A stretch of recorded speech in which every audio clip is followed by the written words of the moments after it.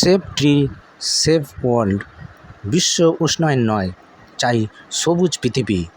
গাছ লাগাও, প্রাণ বাঁচাও। সমাজসেবী ও সবুজ সৈনিক মাবুদ আলীকে কখনো দেখা যায় হুগলির ডানকুনি থেকে শ্রীরামপুর বিভিন্ন এলাকায় ছুটে বেড়ায় বৃক্ষরোপণ কর্মসূচি করার জন্য। তেমনই চিত্র দেখা গেল হুগলির ডানকুনি থেকে ছুটে এলেন ডোমজুর, আর এখানে এসে বৃক্ষরোপণ করলেন। আমরা সেই দৃশ্য ক্যামেরাবন্দি করেছি।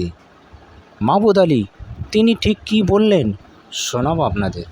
আমরা মিশন বর্ধমান করেছি, তারপরে মিশন হুগলি, এখন মিশন হাওড়া জেলা চলছে। শুধু হাওড়া ডোমজুর নেই, আরও হাওড়ার বিভিন্ন জায়গায় আমাদের কর্মসূচি রয়েছে। হাওড়া জেলা বালি আশপাশে কোনো হসপিটাল রয়েছে, সেখানেও আমাদের একটা প্রস্তুতি চলছে বৃক্ষরোপণের। আমাদের উদ্দেশ্য একটাই, যে আগামী প্রজন্মকে আমরা দূষণমুক্ত পৃথিবী উপহার দেব।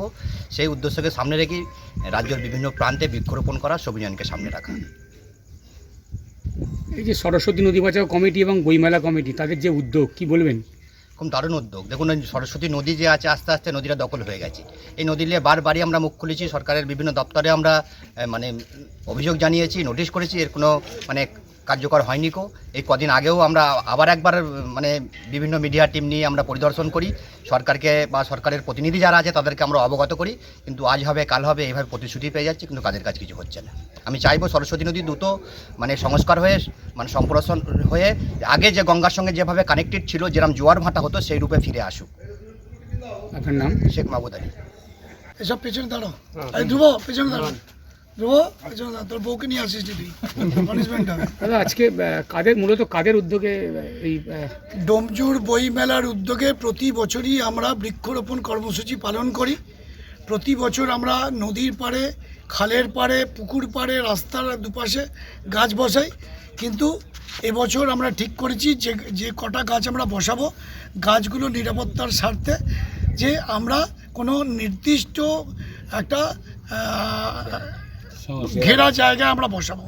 তার জন্য আমরা ঠিক করেছি যে কিছু সরকারি প্রতিষ্ঠান, যেমন ডোমজুর বিডিও, ডোমজুর থানা, তার সঙ্গে হচ্ছে একটা এখানে আমাদের বন্ধু আছে অমিত দাস, তার একটা এখানে জমির প্লটিং আছে, সেখানে গাছগুলো নিরাপদে থাকবে, দেখভাল হবে, নিয়মিত পরিচর্যা করা যাবে।